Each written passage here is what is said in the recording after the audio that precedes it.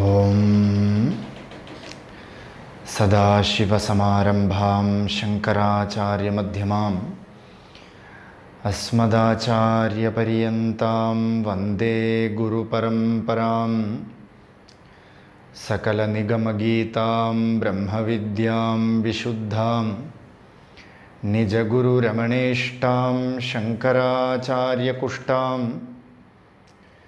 ദദതി കരുണയായേ പ്രൗഢഗംഭീരവാചാ രമണചരണതീർത്ഥാൻ ദേശികാന്താൻ നമാമഃ. ഹൃദയകുഹരമധ്യേ കേവലം ബ്രഹ്മമാത്രം ഹി അഹമഹമിതി സാക്ഷാദാത്മരൂപേണ ഭാതി. ഹൃദി വിഷമനസാ സ്വം ചിൻവദാ മജ്ജദാവാ പവനചലനരോധാദാത്മനിഷ്ഠോ ഭവത്വം. ശാരദാ ശാരദാംബോജവദനാവദനാംബുജേ സർവദാ സർവദാസ്മാകം സന്നിധിം സന്നിധിം ക്രിയാത്.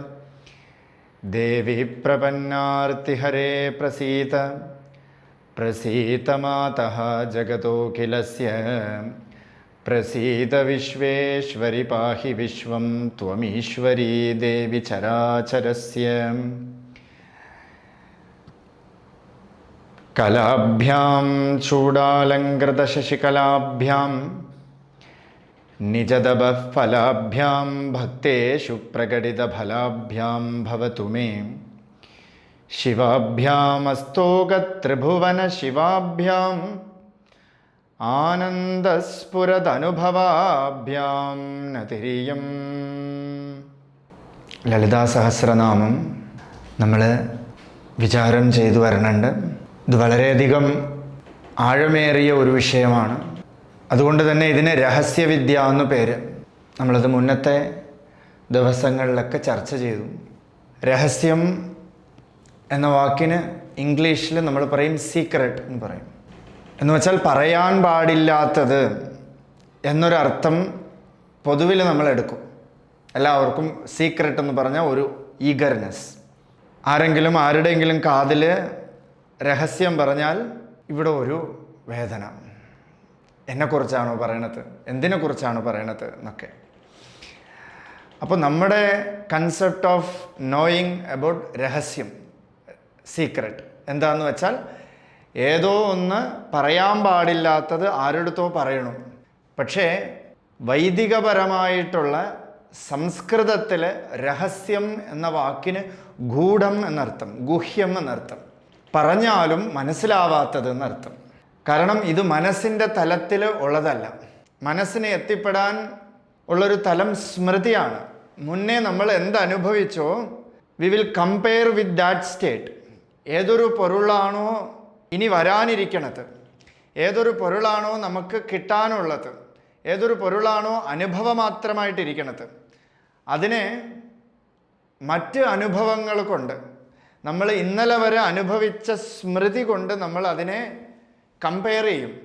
ഇതുപോലെ ഇരിക്കുമോ, ഇതുപോലെ ഇരിക്കുമോ. ഒരു പൊട്ടക്കിണറ്റിനകത്ത് കിടക്കുന്ന തവള വെളിയിൽ ഒരാൾ വന്നിട്ട് പറയാണ്, നീ കടൽ കണ്ടിട്ടുണ്ടോ എന്ന് ചോദിച്ചു. അപ്പോൾ ഈ തവളയ്ക്ക് ഈ പൊട്ടക്കിണറ്റിൻ്റെ സർക്കംഫറൻസ് മാത്രമേ അറിയാവൂ. അപ്പോൾ ഈ തവള ചോദിക്കുകയാണ്, എൻ്റെ ഈ കിണറ്റിൻ്റെ അത്രയ്ക്കും നീളമുണ്ടോ സമുദ്രത്തിന്, അതോ എൻ്റെ ഈ കിണറ്റിൻ്റെ പകുതിയാണോ സമുദ്രം? അപ്പോൾ അദ്ദേഹം പറഞ്ഞു, ആകാശം പോലെയാണ്.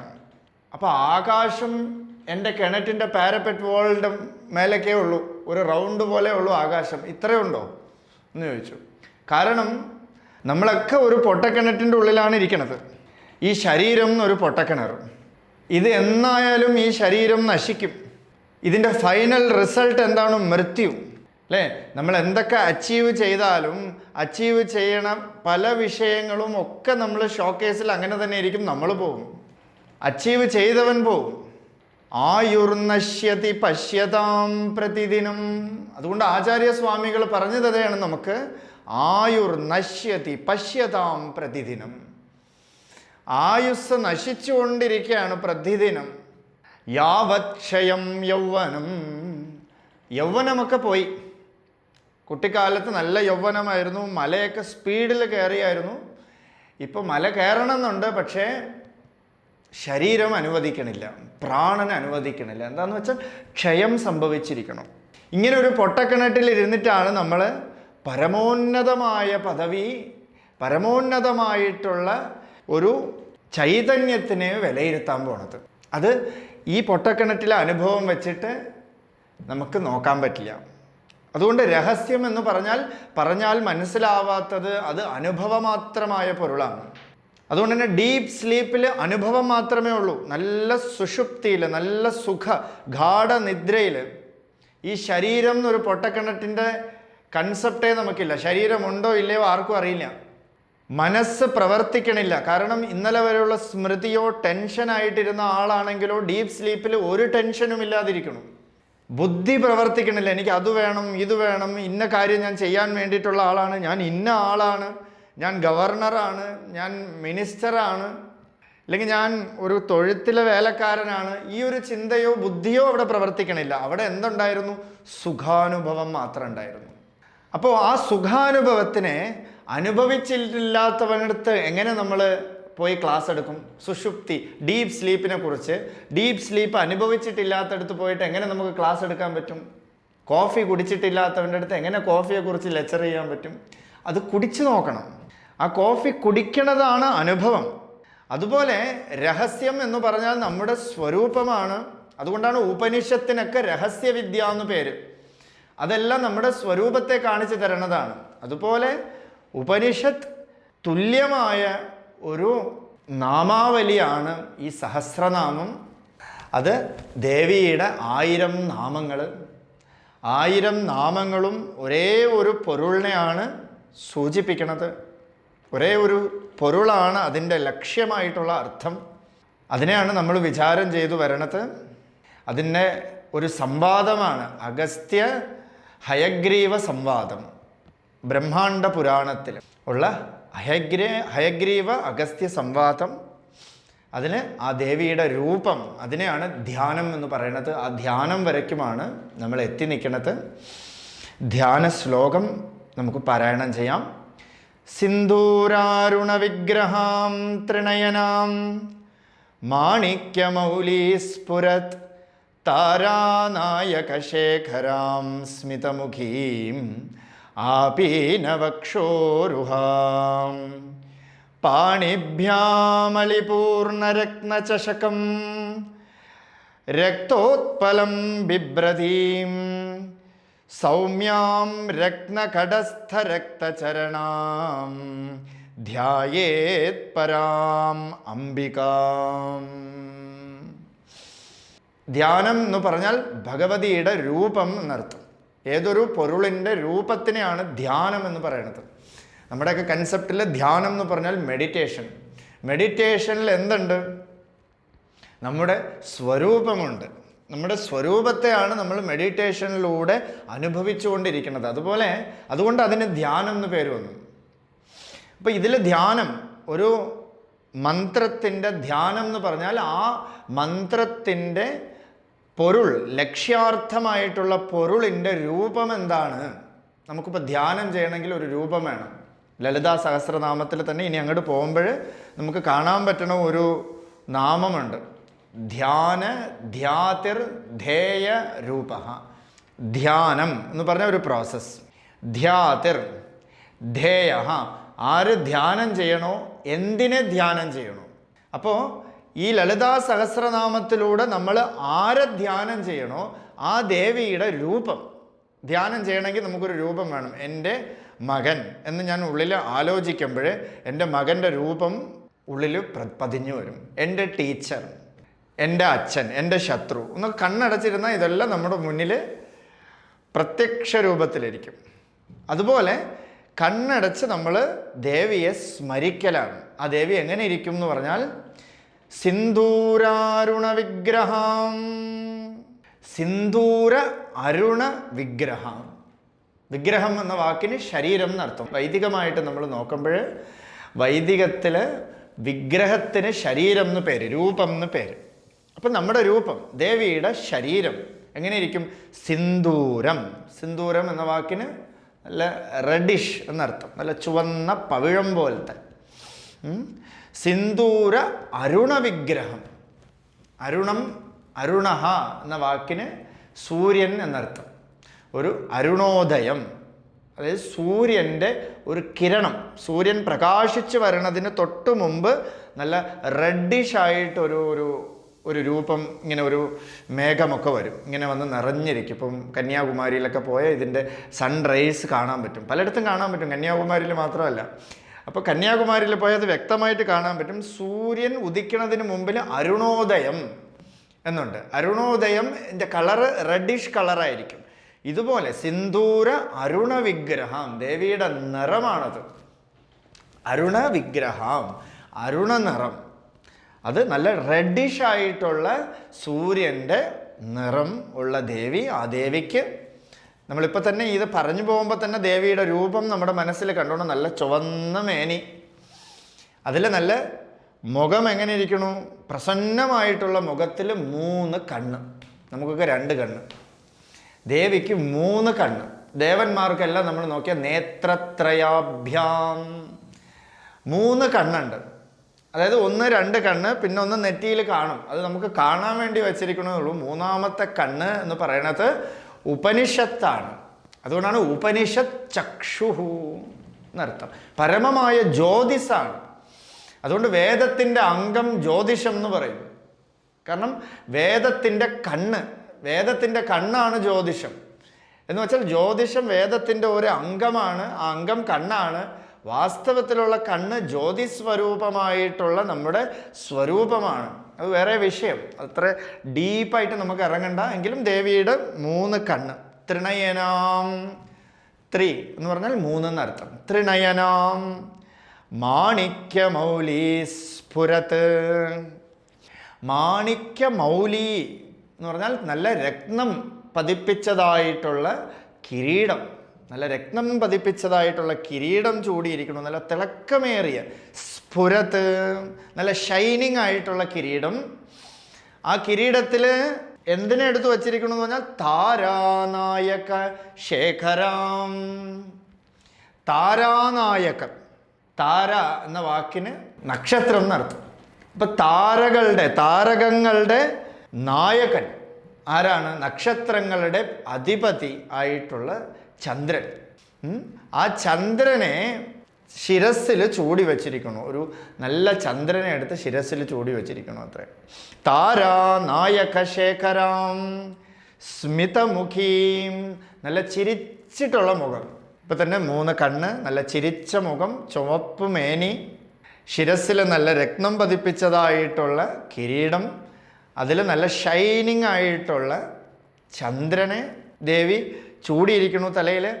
ആപീന വക്ഷോരുഹാം, ആപീന വക്ഷസ്. വക്ഷസ് എന്ന് പറഞ്ഞാൽ നല്ല മാറിടം, നല്ല വിരിഞ്ഞ മാറിടം, നല്ല എൻലാർജ് ആയിട്ടുള്ള മാറിടം. കാരണം ദേവി വിശ്വമാതാവാണ്.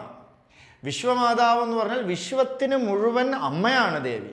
അതുകൊണ്ട് വിശ്വത്തിന് മുഴുവൻ ഈ അമ്മയുടെ അടുത്ത് കുട്ടി ഇങ്ങനെ കരയും, എന്ന് കരയും. അപ്പോൾ അമ്മ എന്ത് ചെയ്യും? പാല് കൊടുക്കും. അതുകൊണ്ട് വിശ്വമാതാവ് എല്ലാവർക്കും ദേവി പാലാകുന്ന സുഖാനുഭവം കൊടുത്തുകൊണ്ടിരിക്കണോ അത്രയും. പാലെന്ന് പറഞ്ഞാൽ നല്ല സാത്വികമായിട്ടുള്ള ഗുണം, നല്ല ദൈവാധീനം. പാലിൻ്റെ നിറം എന്ന് പറഞ്ഞാൽ വെളുത്ത നിറത്തിന് സാത്വികം എന്നർത്ഥം. നല്ല സാത്വികമായിട്ടുള്ള അനുഭവത്തെ കൊടുക്കണു, നല്ല സത്വഗുണസമ്പന്നരാക്കി നമ്മളെ വളർത്തണ ഒരു അമ്മയാണ്. താരാനായക ശേഖരാം സ്മിതമുഖീം ആപീനവക്ഷോരുഹാം. ഇപ്പോൾ അമ്മമാരൊക്കെ നമുക്കറിയാം, നമ്മളെ വളർത്താൻ എപ്പോഴും കാർട്ടൂൺ ഇട്ട് തന്ന് വളർത്തുമോ? എപ്പോഴും കാർട്ടൂൺ നെറ്റ്വർക്ക് ഇട്ടിട്ട് അല്ലെങ്കിൽ മാഗിയൊക്കെ തന്നിട്ട് ഇങ്ങനെയാണോ നമ്മളെപ്പോഴും വളർത്തുന്നതല്ല. ആ അമ്മ എങ്ങനെ ഇരിക്കണമെന്ന് വെച്ചാൽ പാണിഭ്യാം അളിപൂർണ രത്നചഷകം രക്തോത്പലം ബിഭ്രതീം. അമ്മയുടെ കയ്യിൽ പാണിഭ്യാം അളിപൂർണ രത്നചഷകം, നല്ല രത്നം പതിപ്പിച്ചതായിട്ടുള്ള ഒരു പാത്രം കയ്യിൽ വച്ചിരിക്കണം. അതിൽ അളിപൂർണ, നല്ല പൂർണ്ണാനുഭവത്തെ വച്ചിരിക്കണു അമ്മ. എങ്ങനെ? നല്ല മാധുര്യമുള്ള അമൃതത്വത്തിനെ വച്ചിരിക്കണ ഒരു രത്നം പതിപ്പിച്ച പാത്രത്തിൽ അമൃതത്വമായിട്ടിരിക്കുകയാണ്. ഈ അമൃതത്വം നമുക്ക് തരയാണ്.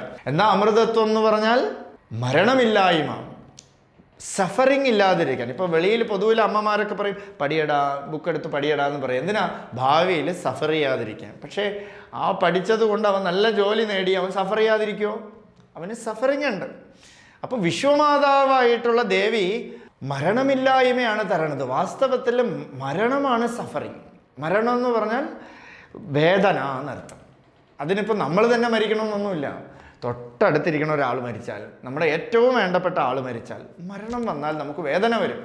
അതുകൊണ്ട് ഈ വേദനയെ ഇല്ലാതാക്കാൻ വേണ്ടിയിട്ടുള്ള അമൃതത്വത്തിനെ കയ്യിൽ വെച്ചിട്ടിരിക്കുകയാണ് ദേവി.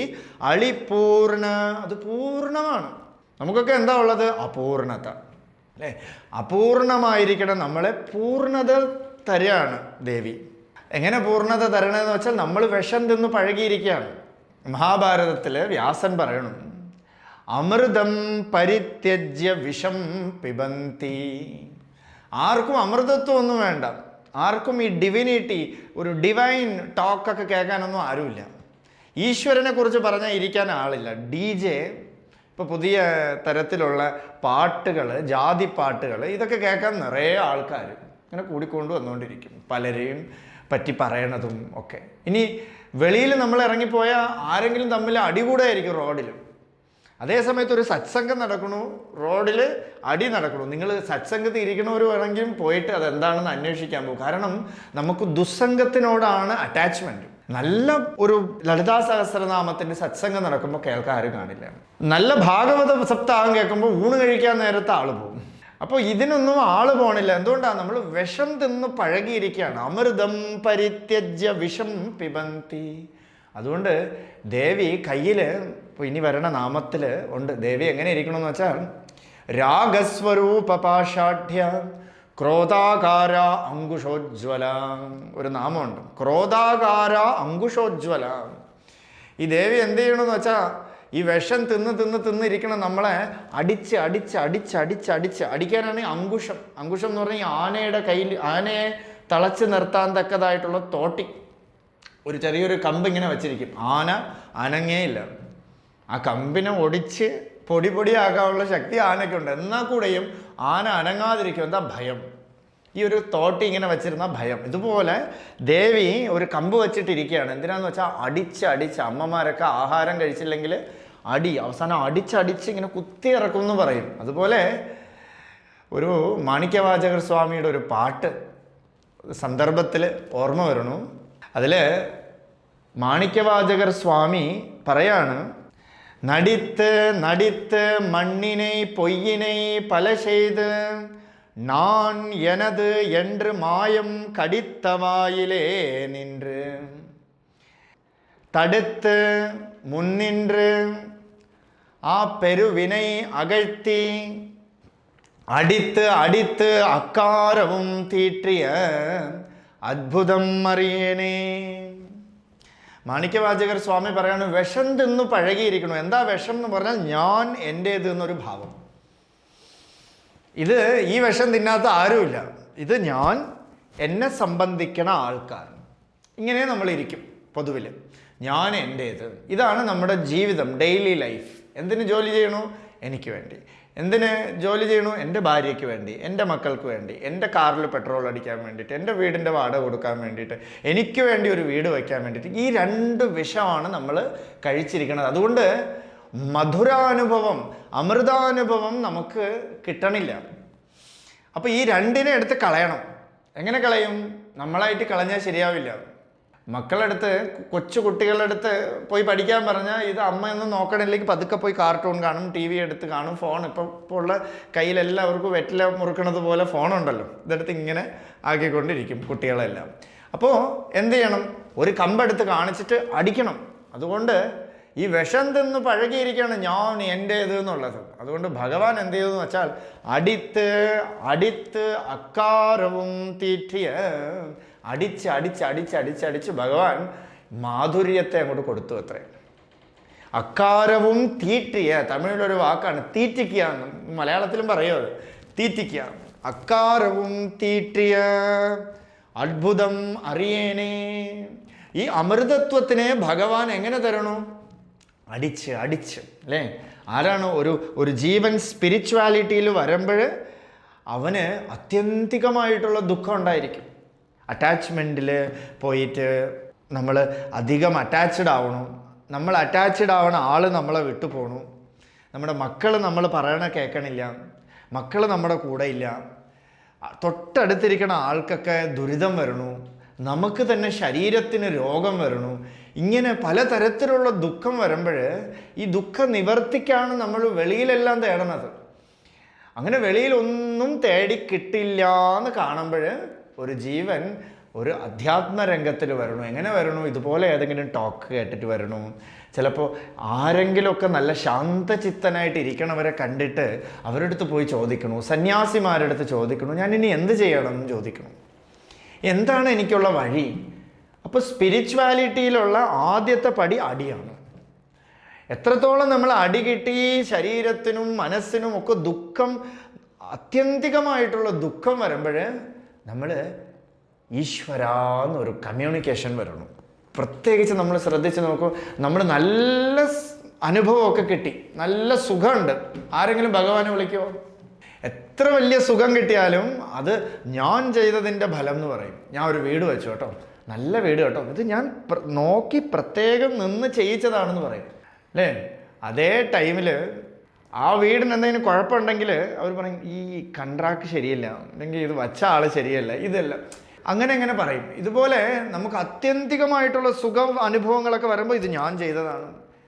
എന്തെങ്കിലും കുഴപ്പം വരുമ്പോൾ നമ്മൾ പറയും എന്താ ഭഗവാനെ ഇങ്ങനെ ചെയ്തതെന്ന് പറയും. നമുക്ക് കുഴപ്പം വരണതിനെല്ലാം കൊണ്ടും ഭഗവാൻ ഇട്ട് കൊടുക്കണു, നല്ലതിൻ്റെ ക്രെഡിറ്റ് മുഴുവൻ ഞാൻ എടുക്കണം. ഇപ്പോൾ നമ്മൾ പൊതുവിൽ നോക്കിയാൽ അറിയാം എപ്പോൾ. അതുകൊണ്ട് ഭഗവാൻ എന്ത് ചെയ്യണമെന്ന് വെച്ചാൽ കുഴപ്പത്തെ തന്നുകൊണ്ടേ ഇരിക്കുകയാണ് നമുക്ക്. എന്തിനാ? ഭഗവാനെ അറിയാൻ, ഒരു ഭഗവാൻ എന്നൊരു കമ്മ്യൂണിക്കേഷൻ വരാൻ വേണ്ടിയിട്ട്. ഒരു കഥ, രസകരമായിട്ടൊരു കഥ നമ്മുടെ സ്വാമി പറയുന്ന ഒരു കഥ. അതിൽ ഒരു ബ്രാഹ്മണൻ, നല്ല ശാസ്ത്രവിത്തായിട്ടൊരു ബ്രാഹ്മണൻ, അദ്ദേഹത്തിന് നല്ല പൂന്തോട്ടം, നല്ല എല്ലാ തരത്തിലുള്ള പൂക്കളും വെജിറ്റബിൾസും എല്ലാം വെച്ചിട്ടൊരു നല്ല പൂന്തോട്ടം, നല്ലൊരു കൃഷിസ്ഥലം. ഇദ്ദേഹത്തിൻ്റെ ജീവൻ പോലെ ഈ കൃഷിസ്ഥലത്തിനെ നോക്കിക്കൊണ്ടിരുന്നു. ഒരു ഈച്ചയെ കൂടെ കയറാനുള്ള പെർമിഷൻ ഇല്ല, എല്ലാം ഫുൾ മൂടിയൊക്കെ വെച്ചിട്ട് ഒരു നാളേക്ക് ഇദ്ദേഹം 2 ദിവസത്തേക്ക് എവിടെയോ ടൂർ പോയിട്ട് തിരിച്ചു വന്നപ്പോൾ ഒരു പശു എങ്ങനെയോ ഇതിൻ്റെ ഉള്ളിൽ കയറിയിട്ട് ചെടിയൊക്കെ കടിച്ച് തിന്ന് അലങ്കോലമാക്കിയിട്ടിരുന്നു. ഇയാൾക്ക് ദേഷ്യം വന്നിട്ട് ഒരു ഒലക്ക എടുത്ത് ഈ പശുവിൻ്റെ തലയിൽ അടിച്ച് കൊന്നു. ഒരു ബ്രാഹ്മണനാണ്, ബ്രഹ്മഹത്യ ചെയ്യാൻ പാടില്ല. പൊതുവിൽ അദ്ദേഹത്തിന് ശാസ്ത്രജ്ഞാനമുണ്ട്, ശാസ്ത്രത്തിൽ പശുവിൻ്റെ സ്ഥാനം എന്താണ് ഒക്കെ അറിയാം. ഇത് ബ്രാഹ്മണഹത്യയാണോ ബ്രഹ്മഹത്യയാണെന്ന് പൊതുവിൽ എല്ലാവരും പറഞ്ഞു. അപ്പം ഇദ്ദേഹം കുറച്ചൊക്കെ ശാസ്ത്രം പഠിച്ചതുകൊണ്ട് അവരുടെ അടുത്തൊക്കെ പറഞ്ഞു, ഇത് ഞാനല്ല കൊന്നത്, നിങ്ങൾ ശാസ്ത്രം പഠിച്ചിട്ടില്ല, ഈ കൈയിൻ്റെ ദേവത ആരെന്നറിയോ? ഇന്ദ്രൻ. ബാഹവോ ഇന്ദ്രസ്തിഷ്ഠതി എന്ന് ന്യാസത്തിൽ വരും. കയ്യിലിരിക്കുന്നത് ആരാ? ഇന്ദ്രനാണ്. ഈ ഇന്ദ്രനാണ് അത് കൊന്നത്, ഞാനല്ല എന്ന് പറഞ്ഞു അദ്ദേഹം. അപ്പോൾ ആൾക്കാരെയൊക്കെ കൺവിൻസ് ചെയ്ത് ഇദ്ദേഹം നല്ല ആളായിട്ട് വീണ്ടും അതുപോലെ കൃഷിസ്ഥലം ഒക്കെ മെയിൻറ്റെയിൻ ചെയ്ത് വെച്ചു. ഒരു നാളേക്ക് ഒരു വൃദ്ധൻ, നല്ലൊരു ബ്രാഹ്മണ വൃദ്ധൻ, നല്ല തേജസ്സായിട്ടുള്ളൊരു വൃദ്ധൻ വന്നിട്ട് ഈ പൂന്തോട്ടത്തിനെ കണ്ടിട്ട് വളരെയധികം ആകാംക്ഷയോടുകൂടി പറഞ്ഞു, ഇത് എന്ത് നന്നായിട്ടിരിക്കണം, എത്ര നന്നായിട്ട് ഡെവലപ്പ് ചെയ്ത് വെച്ചിരിക്കുന്നു, ഇത് 10-15 പേര് ചെയ്താൽ കൂടെ നടക്കാത്തതാണ്, ഇത് ആര് ചെയ്തു, ഇതാരാണ് ഇതിൻ്റെ കർത്താവ് എന്ന് ചോദിച്ചു. അപ്പോൾ ഇദ്ദേഹം പതുക്കെ ചിരിച്ചിട്ട് ആ ഗാർഡൻ്റെ ഇടയിൽ നിന്ന് ഇറങ്ങി വന്നിട്ട് പറഞ്ഞു, ഇതൊക്കെ ഞാൻ നോക്കി നടത്തിയതാണ്, ഞാൻ നട്ടതാണ്, ഞാൻ പൊന്നുപോലെ നോക്കിയതാണെന്ന് പറഞ്ഞു. അപ്പോൾ ഈ വൃദ്ധൻ എന്ത് ചെയ്തു? പതുക്കെ ഇന്ദ്രൻ്റെ രൂപമായിട്ട് പറഞ്ഞു, ഡേ നീ ഒരു പശുവിനെ കൊന്നപ്പോൾ അത് എൻ്റെ തലയിൽ വെച്ചു, ഇപ്പം ഈ പൂന്തോട്ടം എല്ലാം നല്ലതെന്ന് കണ്ടപ്പോഴേ നീ അത് നിൻ്റെ ക്രെഡിറ്റ് ആയിട്ട് എടുത്തു അല്ലേ? ക്രെഡിറ്റ് നമ്മൾ കൊടുക്കണമെങ്കിൽ ഭഗവാന് നല്ലതിനും ചീത്തയ്ക്കും ക്രെഡിറ്റ് കൊടുക്കണം. പക്ഷെ നമ്മൾ എന്ത് ചെയ്യണം? നല്ല അനുഭവം വരുമ്പോൾ ഇത് ഞാൻ ചെയ്തത്, ദോഷ അനുഭവം വരുമ്പോൾ ജ്യോതിഷൻ്റെ മുമ്പിൽ പോയിരിക്കണം. ശങ്കരാചാര്യർ പറയണു, അഷ്ടമീതി നവമീതി ചതുർദശീതി ജ്യോതിഷ്കവാചേ നിത്യം ഉപവസന്തി ശ്രുത്യോഹി തത്വമസീതി വാക്യം അഹോ ന വിശ്വസന്തീതി അദ്ഭുതമേതദേവ.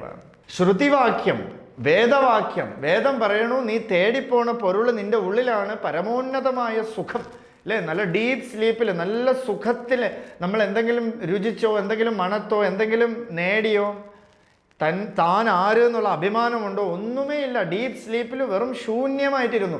ഒന്നും നേടിയില്ല, ഒന്നും രുചിച്ചില്ല, ഒന്നും മണത്തില്ല. എന്നാൽ പിന്നെ എന്തിനവിടെ പോണു? അവിടെ പരമോന്നതമായിട്ടുള്ള സുഖമുണ്ട്.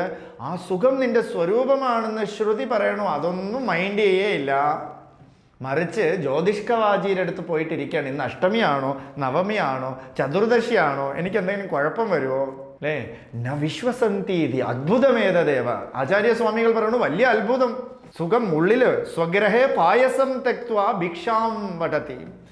ഉള്ളില് പായസം വെച്ചിട്ട് വെളിയിൽ പോയി ഭിക്ഷ എടുത്തുകൊണ്ടേ ഇരിക്കണം. ഇതിനാണ് മാനേജ്മെൻറ്റ് കോഴ്സ് എന്ന് പറയുന്നത്. മാനേജ്മെൻ്റൊക്കെ പഠിച്ച ആൾക്കാർ എന്ത് ചെയ്യണമെന്ന് വെച്ചാൽ, വെളിയിലിരിക്കണവൻ്റെ പോക്കറ്റിൽ ഇരിക്കുന്ന കാശിനെ എങ്ങനെ നമ്മുടെ ഉള്ളിലാക്കാമെന്ന് ടെക്നിക്കലി പോക്കറ്റ് അടിക്കണം. മറ്റവർ ഒരു ബ്ലൈഡ് വെച്ചിട്ട് ഇങ്ങനെ കട്ട് ചെയ്ത് എടുക്കണു, അത്രയേ ഉള്ളൂ. ഇവരെന്ത് ചെയ്യണമെന്ന് വെച്ചാൽ എന്തൊക്കെയോ പഠിച്ച് വെച്ചിട്ട് ടെക്നിക്കലി എങ്ങനെ ഒരാളുടെ കയ്യിലെ കാശിനെ നമ്മുടെ കയ്യിലാക്കാമെന്ന് ചിന്തിക്കണം. ഇതാണ് അജ്ഞാനം. അപ്പോൾ ഈ അജ്ഞാനം മാറണം. ഞാൻ എൻ്റേത് എന്നുള്ളൊരു ഭാവം മാറണം. ആ ഭാവം മാറുമ്പോഴാണ് ഈശ്വരൻ നമുക്ക് അമൃതാനുഭവം വെച്ചിരിക്കുന്നത്. അതുകൊണ്ട് അമൃതാനുഭവം ഞാൻ എൻ്റേത് എന്നൊരു ഭാവം മാറിയാൽ തന്നെ അമൃതമാണ്. ആ അമൃതം ദേവിയുടെ കയ്യിൽ വെച്ചിരിക്കുകയാണ്. ഒരു പാത്രത്തിൽ, നല്ല രത്നം പതിപ്പിച്ച പാത്രത്തിൽ അളിപൂർണ രത്ന ചഷകം രക്തോത്പലം ബിഭ്രതി.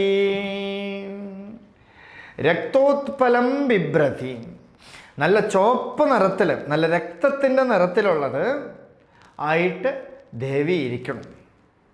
സൗമ്യാം രത്നഘടസ്ഥ രക്തചരണം. എങ്ങനെയുള്ള ദേവിയാ? സൗമ്യാം, സൗമ്യൻ.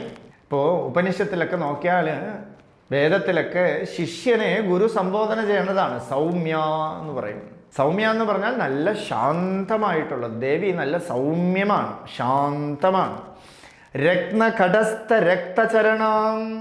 ദേവിയുടെ കാല് നല്ല രക്തചരണം, രക്തം പൊടിഞ്ഞു വീണതുപോലെ ഇരിക്കും അത്ര. അത്ര നല്ല ചുവപ്പ് നിറത്തിലുള്ള ചരണങ്ങളാണ്. രത്നഘടസ്ഥ രക്തചരണം ധ്യായേത് പരാം അംബികാം. രത്നഘടം. എന്താ രത്നം എന്ന് പറഞ്ഞാൽ? ജ്ഞാനമാണ് രത്നം. ഏതൊന്നാണോ ഒരു കള്ളന്മാരാലും അപഹരിക്കാൻ പറ്റാത്തതായിട്ടുള്ള രത്നം എന്ന് പറഞ്ഞത് ജ്ഞാനം. വിദ്യാധനം സർവധനാൽ പ്രധാനം. വിദ്യാധനമാണ് സർവധനത്തിനേക്കാളും പ്രധാനമായിട്ടിരിക്കുന്നത്. അതുകൊണ്ട് ജ്ഞാനമാണ് സർവധനം. ആചാര്യസ്വാമികൾ ഉത്തിഷ്ഠത, ജാഗ്രത ജാഗ്രത എന്ന് പറഞ്ഞിട്ട് കുറച്ച് ശ്ലോകങ്ങൾ, ആ ശ്ലോകങ്ങളിൽ പറയണം, കാമക്രോധാശ്ച ലോഭാശ്ച ദേഹേ തിഷ്ഠന്തി തസ്കരാഹ ജ്ഞാനരത്ന അപഹാരാർത്ഥം തസ്മാത് ജാഗ്രത ജാഗ്രത. കാമ, ക്രോധ, ലോഭ, മത, മാത്സര്യം ഇത്തരത്തിലുള്ള പ്രശ്നങ്ങൾ, പ്രോബ്ലങ്ങളായിട്ടുള്ള കള്ളന്മാർ ദേഹേ തിഷ്ഠന്തി, ദേഹത്തിൽ തന്നെ ഇരിക്കണം. ആർക്ക് കാമം തോന്നണു? ഈ മനസ്സിനും എന്തെങ്കിലും വിഷയങ്ങൾ നേടണം, ആഗ്രഹം വന്നുകൊണ്ടേയിരിക്കണം. അല്ലേ? ഇവിടെ ഇരിക്കുമ്പോൾ തന്നെ എന്തെങ്കിലുമൊക്കെ ആഗ്രഹിക്കണം. ഇതുപോലെ കിട്ടിയാൽ കൊള്ളാം, അതുപോലെ കിട്ടിയാൽ കൊള്ളാം, ഇങ്ങനെ നേടി, എങ്ങനെ നേടി, ഇങ്ങനെ ഒരു ചിന്ത വന്നുകൊണ്ടേയിരിക്കണം. എന്തുകൊണ്ടാണ്? അത് കാമം എന്നൊരു കള്ളൻ ഉള്ളിലിരിക്കുന്നുണ്ട്. ക്രോധം ഇങ്ങനെ ഇരിക്കണു. ഇതിൽ ആരെങ്കിലും നമ്മൾ പുകഴ്ത്തി പറഞ്ഞാൽ നല്ല സന്തോഷം വരും. ആരെങ്കിലും നമ്മളിപ്പോൾ പറയണതൊന്നും കൊള്ളില്ല, എന്ത് പറയണത്, ബോറടിക്കണമെന്ന് പറഞ്ഞാൽ പെട്ടെന്ന് വിഷമം വരണു, ക്രോധം വരണു. ഇതെവിടെ ഇരിക്കണു? നമ്മുടെ ഉള്ളിൽ. ദേഹേ തിഷ്ഠന്തി. ലോഭശ്ച, മോഹം, ലോഭം, മതം, മാത്സര്യം എല്ലാം നമ്മുടെ ഉള്ളിൽ മനസ്സിൻ്റെ രൂപത്തിലിരിക്കുന്നു. ഈ മനസ്സാണ് ഈ വേഷമൊക്കെ കെട്ടണത്. കാമമായിട്ട് വേഷം കെട്ടണത്, ലോഭമായിട്ട്, ക്രോധമായിട്ട് ഒക്കെ വേഷം കെട്ടണത് ഈ മനസ്സാണ്. കാരണം ഈ മനസ്സെന്ന് പറയുന്നത് വലിയൊരു കള്ളനാണ്. ഈ കള്ളൻ എന്തിനിരിക്കണമെന്ന് വെച്ചാൽ ജ്ഞാനരത്ന അപഹാരാർത്ഥം. ജ്ഞാനമാകുന്ന രത്നം ഉള്ളിൽ, ആ ജ്ഞാനരത്നമുണ്ട്. അതിനെ അപഹരിക്കാൻ വേണ്ടിയിട്ടാണ് ഈ കള്ളന്മാരിയ്ക്കുന്നത്. എങ്ങനെ അപഹരിക്കണമെന്ന് പറഞ്ഞാൽ ഇതിനെ മൂടി വെച്ചിട്ട്. അല്ലേ? ജ്ഞാനം നമ്മുടെ ഉള്ളിൽ തന്നെയാണ്. ഞാൻ ഉണ്ട് എന്നൊരു അനുഭവം ഉണ്ടല്ലോ. ഈ അനുഭവത്തിൻ്റെ സൂക്ഷ്മം പരിശോധിച്ചാൽ പരമോന്നതമായ ശാന്തിയാണ്, പരമോന്നതമായിട്ടുള്ള ആനന്ദമാണ്. ഈ ആനന്ദത്തെ കാമം, ക്രോധം, ലോഭം, മോഹം, മതം, മാത്സര്യം എന്ന് പറഞ്ഞിട്ട് മൂടി വെച്ചിരിക്കുകയാണ്. ഈ കുഴി തോണ്ടലാണ് അധ്യാത്മവിദ്യ. അതുകൊണ്ട് ഇതിന് നിധിധ്യാസനം എന്ന് പറയും. ശ്രോതവ്യ, മന്തവ്യ, നിധിധ്യാസിതവ്യ. ആദ്യം ശ്രോതവ്യ, ഇങ്ങനെ ഒരു രത്നം നമ്മുടെ ഉള്ളിലുണ്ട് എന്ന് ആരെങ്കിലും പറഞ്ഞ് കേൾക്കണം. തേടിപ്പോണ വസ്തു തൻ്റെ ഉള്ളിലാണ് എന്ന് ആരെങ്കിലും പറയണം. 2, മനനം ചെയ്ത് നോക്കണം. ഇതെൻ്റെ ഉള്ളിലുണ്ടോ? വെളിയിൽ നമ്മൾ എന്തൊക്കെയോ സുഖം നേടാൻ നോക്കണു, അതൊന്നും അച്ചീവ് ആവണേയില്ല. നമ്മൾ പ്രതീക്ഷിച്ച അത്ര സുഖം കിട്ടണില്ല. പക്ഷെ ഉറക്കത്തിൽ നല്ല ഡീപ്പ് സ്ലീപ്പിൽ ഞാൻ സുഖാനുഭവമായിട്ടിരുന്നു, ഒരു കുറവും എനിക്കില്ല. കൈയില്ലാത്തവനാണെങ്കിലും ഷുഗർ പേഷ്യൻ്റ് ആണെങ്കിലും എത്രയൊക്കെ ദുരിതം അനുഭവിച്ച് ഒരു വീട്ടിലൊരു മരണം നടന്ന വീട്ടിൽ അന്ന് ഫുൾ കരഞ്ഞ ഒരാളാണെങ്കിലും ഉറങ്ങിക്കഴിഞ്ഞാൽ ഒരു തരി ദുഃഖം ആ ഡീപ്പ് സ്ലീപ്പിൽ പ്രവേശിക്കുകയില്ല. കാരണം എന്താ? അവിടെ ഞാൻ ഈ ശരീരമല്ല മനസ്സല്ലാതിരുന്നു. കുറച്ച് നേരമെങ്കിലും ഞാൻ ഈ മനസ്സ് ശരീരം അല്ലാതെ ഇരിക്കാതെ നമുക്ക് പറ്റേയില്ല. അതുകൊണ്ട് രാവിലെ ഉറക്കമൊന്നും കിട്ടിയില്ലെങ്കിൽ അവർ പറയും ഇന്നത്തെ ദിവസമേ ശരിയില്ല. എന്തുകൊണ്ടാണ്? ഈ ബൂസ്റ്റ് കിട്ടിയില്ലാത്ത പോലെയാണ്. ഈ ഉറക്കം കിട്ടിയില്ലെങ്കിൽ ഇതൊരു ബൂസ്റ്റാണ്. നമ്മളെ ഏതെങ്കിലും ഒരു രോഗം വന്നാലും ടേക്ക് റെസ്റ്റ് എന്നാണ് പറയണത് എല്ലാവരും. നല്ല റെസ്റ്റ് എടുക്കൂ. എന്തിനാ റെസ്റ്റ് എടുക്കും? നല്ല ഉറങ്ങിക്കഴിയുമ്പോഴും. ഇപ്പോൾ ഭ്രാന്ത് പിടിച്ചവർക്കൊക്കെ ട്രാങ്കുലൈസർ എന്ന് പറഞ്ഞ് കൊടുക്കും. എന്താ? ഈ സ്ലീപ്പിംഗ് പിൽസാണ് കൊടുക്കുന്നത്. ഇത് കൊടുത്താൽ കുറച്ച് നേരമെങ്കിലും അവർ ശാന്തമായിട്ടിരിക്കും, നമുക്കും ശാന്തിയായിട്ടിരിക്കും. അല്ലെങ്കിൽ ഭ്രാന്ത് പിടിച്ചാൽ നമുക്ക് അടുത്ത് ശാന്തിയായിട്ടൊന്നും ഇരിക്കാൻ പറ്റില്ല. അതുകൊണ്ട് ജ്ഞാനമാണ് ആ രത്നം. ആ രത്നത്തിനെ ഒരു കുടത്തിൽ കയ്യിൽ വെച്ചുകൊണ്ട് ദേവി ഇരിക്കുകയാണ്. രക്തചരണം ധ്യായേത് പരാം അംബികാം. ആ പരമമായ അംബികയെ ഞാൻ സ്മരിക്കുകയാണ്. ആ അംബിക എങ്ങനെ ഇരിക്കണു? നല്ല ചുവപ്പ് നിറത്തിൽ രൂപം, നല്ല ചുവപ്പ് നിറത്തിലുള്ള ശരീരം, 3 കണ്ണുകൾ, നല്ല നേത്രം, നല്ല രത്നം പതിപ്പിച്ചതായിട്ടുള്ള മാണിക്യം പതിപ്പിച്ചതായിട്ടുള്ള കിരീടം, അവിടെ നല്ല ഷൈനിങ് ആയിട്ടുള്ള ഒരു ചന്ദ്രക്കല, ചിരിച്ച മുഖം, നല്ല വികസിച്ചതായിട്ടുള്ള വക്ഷസ്സുകൾ, കയ്യിൽ നല്ല രത്നപാത്രത്തിൽ പൂർണ്ണാനുഭവം വെച്ചുകൊണ്ടിരിക്കണു, അമൃതം വെച്ചുകൊണ്ടിരിക്കണു. രക്തോത്പലം ബിഭ്രതി, ഒരു കയ്യിൽ ചുവപ്പ് പുഷ്പങ്ങൾ, നല്ല റെഡ് കളർ ലോട്ടസ്. ഉത്പലം എന്ന് പറഞ്ഞാൽ ലോട്ടസ് എന്നർത്ഥം. നല്ല ചുവപ്പ് നിറത്തിലെ ലോട്ടസ് വച്ചിരിക്കണു. ആ ദേവി ശാന്തമായിട്ട് സൗമ്യമായിട്ടിരിക്കണു. കയ്യിൽ ജ്ഞാനമാകുന്ന രത്നം കയ്യിൽ പതിപ്പിച്ച ഒരു കുടത്തിൽ നിറച്ച് ജ്ഞാനമാകുന്ന രത്നത്തെ വച്ചിട്ട് ഇരിക്കണു. ആ ദേവിയുടെ ചരണം ധ്യായേത് പരാം. ദേവിയുടെ ചരണമാണ് നമുക്ക് ശരണം. അംബികാം. അംബികാം എന്ന് പറഞ്ഞാൽ ശിവപത്നി എന്നർത്ഥം, ശിവന്റെ സഹചരി എന്നർത്ഥം. ആ അംബികയുടെ പാദം എവിടെ ഇരിക്കണു? ഭദ്രകാളിയൊക്കെ നോക്കൂ നിങ്ങൾ. ഭദ്രകാളിയുടെ പാദത്തിൽ ആരിയ്ക്കണു? പരമേശ്വരൻ ഇരിക്കണു. ഭദ്രകാളി എന്ന് പറഞ്ഞാൽ എന്താ? കോപം.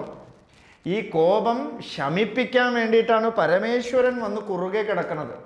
അതുകൊണ്ട് ദേവിയുടെ പാദം പരമേശ്വരനാണ് ഇരിക്കുന്നത്. അതുകൊണ്ട് ആപതിക്കും കരണീയം സ്മരണീയം ചരണയുഗളം അംബായാഹ.